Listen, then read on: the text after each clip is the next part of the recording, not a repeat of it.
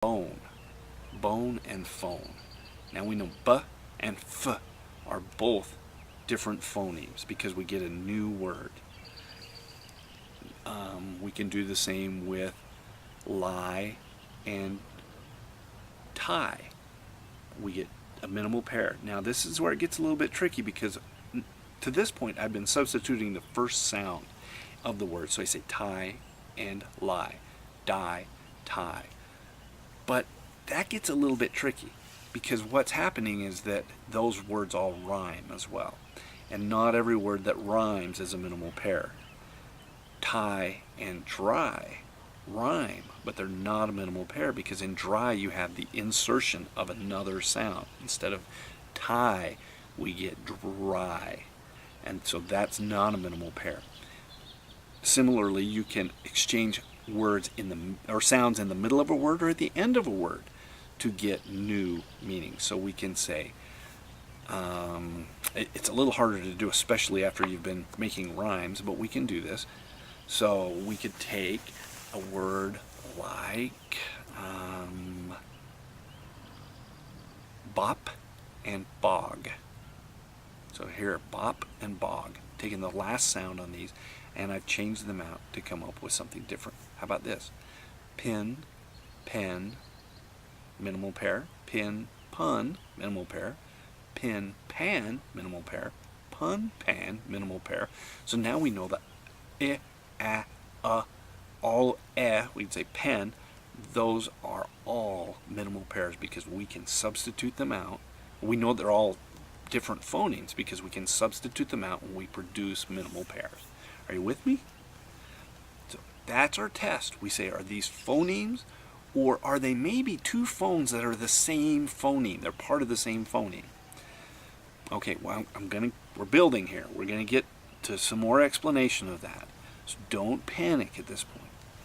So I think it's good at this time to say, well, okay, I get it. We have pill and spill, where we don't aspirate this. Well, why? Why do we have two different sounds that we consider to be the same sound?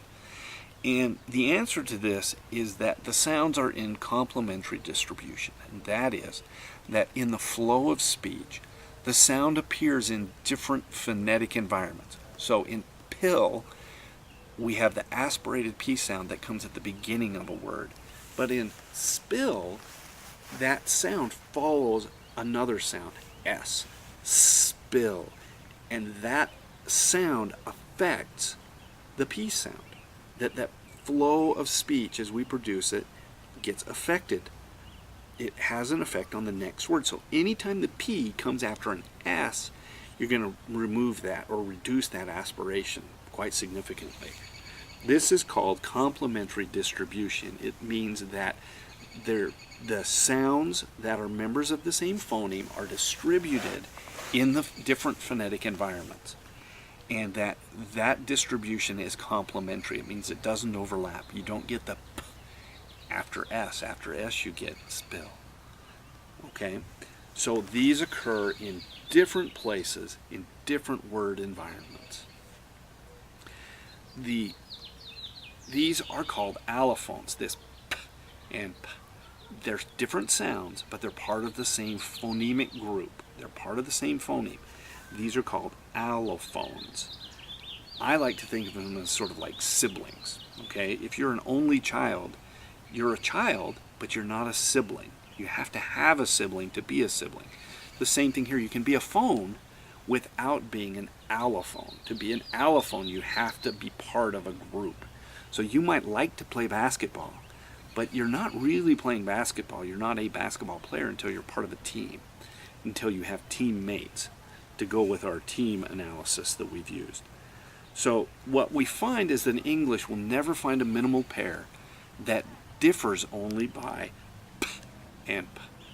That those will never differ because they're part of the same allophone. People don't see them as different.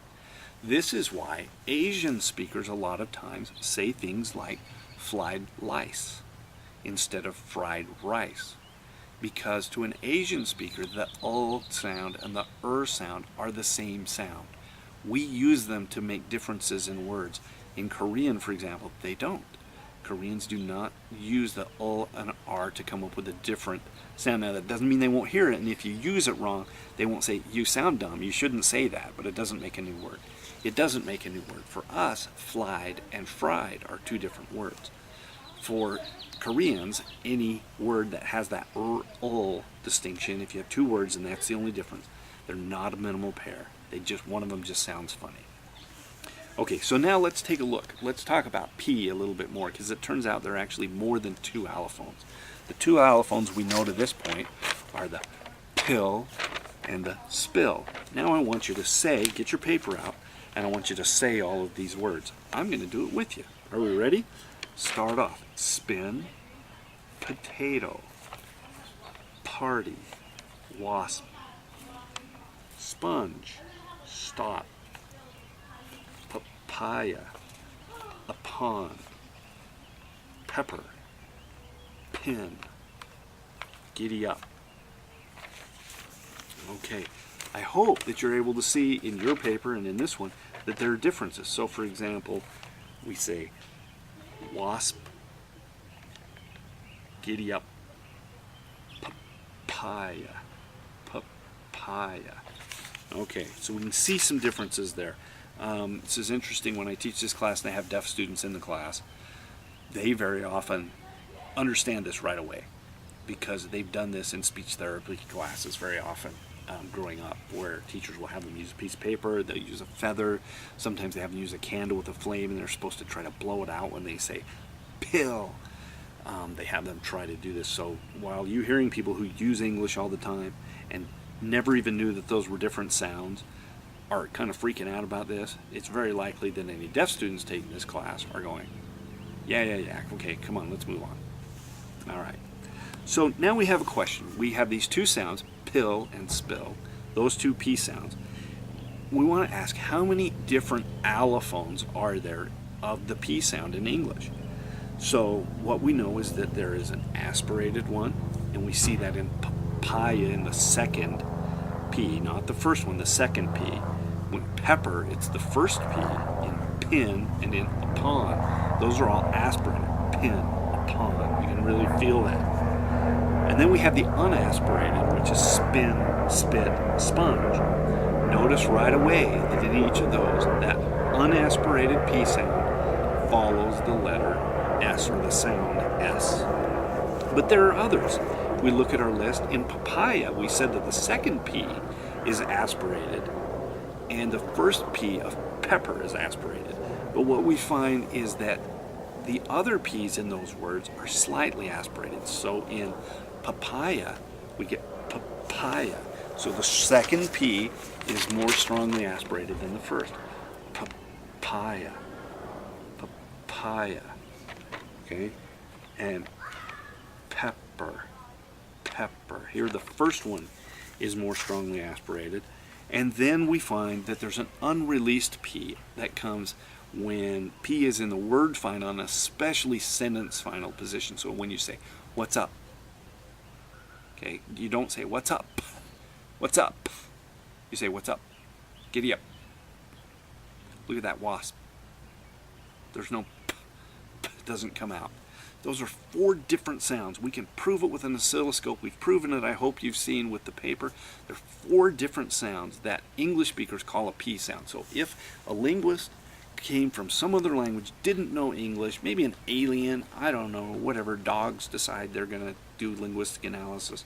First they do their phonetic analysis and they write down all of this list, and they're going to have four different sounds that when we look at it and they ask us about it, we go, well, no, that's a P sound. They say, what about the P sound? And you say, well, that's the same one as the P sound. And they say, no, that's different. There's P and there's P. And you say, no, that's the same sound. It's the P sound. They say, aha, that's phonemic. These are part of the same group. They're players on the same team.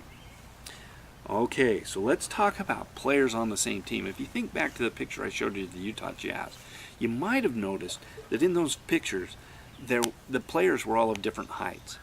You know, in basketball, it can be a real advantage to be really tall. We've seen some really tall basketball players do really well. David Robinson, for example, is really tall, and he's done really well. Kevin Garnett. Kevin Durant is tall. LeBron James is tall. We've also seen some really small guys play basketball and do very well at it. Some of you are probably not old enough to remember Muggsy Bogue and Spud Webb, who were 5'1", 4'9", something like that. Both of them could dunk, by the way. Spud Webb won the slam dunk competition one year. Why is it that on a team you don't have 5 guys that are all really tall or 5 guys that are all really short? The answer's simple. They play different positions. What happens if you've got 5 David Robinsons? Wouldn't that be awesome? You could kick butt. Well, the reality is if you had 5 David Robinsons, you may never win a game because you may never get the ball up the floor. David Robinson is awesome under the hoop, but bringing the ball up the floor, he might have trouble. Now, LeBron James sort of stretches that a little bit. But the point is that we've got different players that play different positions. You can't have 5 centers or 5 point guards. You need centers, forwards, guards. You need different people to play different positions because you've got different tasks to accomplish, and that's why we have allophones. Each sound is asked to do different tasks, and that is we have to perform in different kinds of phonetic environments. So if you look at this next slide, it says player positions. It's got things in red and in green. What you see are a series of rules that define those positions. So the aspirated P comes before stressed vowels unless there's an S before it. So that's why in papaya, the second one is the stressed one, and in pepper, okay? So here we go. We say papaya. Papaya, the second one is stressed. In pepper, it's pepper, pepper, pepper. That's where we get this aspirated. Then the slightly aspirated, and I realize I put the second, whereas before I had this listed third, comes before weakly stressed vowels. So in the syllable that gets a weak stress, you use the slightly aspirated one. If it follows the S sound, it's unaspirated, and if it's in the sentence final position, it's unreleased. So there are 4 different sounds. They all come in different positions. Can you play David Robinson a point guard? Yes. Can you use Chris Paul as your center? Yes. Is it going to be very effective? No. People will say you're stupid, just as if you use an unreleased P in the word papaya. Papaya. You can do it. People are going to understand it, but they're going to say, that's dumb. Don't do that. What's the matter with you? Okay. Now, this really gives you a clue as to why it's difficult to learn another language. Not only do you have to learn all the sounds, but you have to figure out that what people are telling you are the different sounds of their language may be 1, 2, 3, 4, 5, 6 different sounds that are all considered to be one. And all of those sounds are allophones. They're the players on the team, which is the phoneme. Okay, they're members of that group. They're individual phones, but they're related to one another. They're allophones. This is the slide that defines allophone for you, coming right up here. One of the several phones that are grouped together to form a phoneme. So just as you have siblings, I'm a sibling to my brother is a sibling to me. If I don't have a brother, I don't have a sibling. Allophones are the same way. If there's another P sound, another sound that functions the same, or in Korean, an O and an R are allophones of the same phoneme. Okay? Usually we state this as the aspirated P is an allophone of the P phoneme. They're like members of a team. Okay, so allophones come about because we have different distribution patterns. It's hard to do an aspirated P after an S. We say spin, and so what happens is we just reduce it down really small. We say spin. Okay, this is why these come about. Well, the occurrence of particular phonemes in a language is not very predictable. We can't say necessarily at the beginning of a word you're going to use the P phoneme, or you're going to use the T phoneme, or you're going to use the Z phoneme. We can't do that very well. What we can do is say, if this phoneme P comes after an S, it will take this form. We can predict this with a high degree of reliability. Why? Because they're in complementary distribution. So if we look at this again on this slide, I've got another example at the beginning of words, or in particular at the beginning of stressed syllables, we get this aspirated P. Okay, we're coming down the home stretch now. If you look at these slides, I've only got 3 more slides for you here. This one talks about Etic and Emic. I just moved it over. Okay, well, the Etic and Emic slide. Think back to this. Phonology is the study of language sounds. And I said that the first thing we do is phonetics. That's the pointing. We just identify. We say, oh, there's this sound, there's that sound. And then we do phonemics, which means that we look at it and we say, well, which of those sounds is considered the same by a native speaker? Which of those sounds goes together? This is a really important distinction that has been adopted from linguistics into all of anthropology, and in all 4 fields. So we have this Etic and Emic distinction: phonetic, phonemic, raw, and cooked. I mentioned this to you before, raw and cooked. So Etic is kind of the outsider's view. You don't have to know the culture. You can come in and you can say, there's one dance, there's another dance. There's another dance, there's another dance. There's one sound, there's a different sound, there's a different sound. You can make a list of all of these things. It's the physical reality. It's measurable. You can get out an oscilloscope and you can see it. You can see that it's a different sound. So the same thing, if you're looking at the P sounds in English, you can get an oscilloscope and you can see all of those different sounds. There are 4 different sounds. What an oscilloscope can't show you, again, it can't show you, is how the speakers of that language group those into different organizational units, which we call phonemes. The Emic view, on the other hand, is the insider's view. This is what you have to ask, or you have to get from the native speaker, that from the person who knows these dances, who's part of this culture. You have to get from them this Emic or insider's view. It's internalized and it's very often subconscious. We don't, just as you did, I'm sure most of you, almost all of you, I'm certain, didn't realize there are 4 different P sounds in English. It's subconscious, yet you don't make mistakes with them. Not only do you use all 4, you use them in the same way that other people use them. So this is Etic and Emic, the insider's view and the outsider's view. Now let's just take one little quick trip back and look at a different phoneme in English that functions a lot like the P sound. This one is the T sound. The T. Now think for a second. I want you to describe this. It's a consonant. So voice, voiceless, place of articulation, manner of articulation. Think about what that is. T, t, t. Well, is it voiced or voiceless? T, t, t. D, d. It's voiceless. T, t. If it were voiced, it would be d.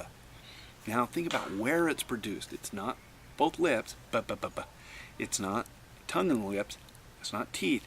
It's actually the alveolar ridge, which if you feel right behind your teeth, you feel the roof of your mouth, and then there's kind of a little ridge before it goes up to the palate. This is called the alveolar ridge, and your tongue touches right there. So say the t, t, t, and you can feel your tongue touching on that alveolar ridge. Is it a fricative or a stop or something else? T, it's a stop. T. So here we have the phoneme T. It's a voiceless alveolar stop, or plosive. And it too, as it turns out, has the same 4 different types of sounds. There are 4 different sounds in this, and they are very similar to the P's, which isn't very surprising really, because we have P, which is a voiceless bilabial stop. So it's very close to the voiceless alveolar stop, right? We find we have an aspirated version. So say top, tuck, tiger. You can really feel the air there. The unaspirated, stop, stop, stuck. This is the T following an S. And we have the voiced one, where we say metal, metal, battle, brittle. We have a D gets put into there. And then we have the unreleased. What? What? It's not what? What? Give me my hat. You say, what? Give me my hat. Okay. These are the phoneme T. Now the way we talk about the different places that these come into play, and you're going to see this, I think, illustrated really well on the other videos that you're going to be watching following this, and it's not something that I'm holding you to here. I don't want to get technical with this. I'm not going to ask you to reproduce this, but I want to do it so that you understand kind of what we're talking about, and that is writing phonological rules. Here we say the phoneme P goes to the aspirated, that's what this means, this arrow means, takes the form of the aspirated P, and the slash means in the environment of, at the beginning of a stressed syllable, or it goes to something else in some particular phonetic environment. Alright, I'm not going to ask you to reproduce that again. Okay, this is going to require some time. I want you to spend the time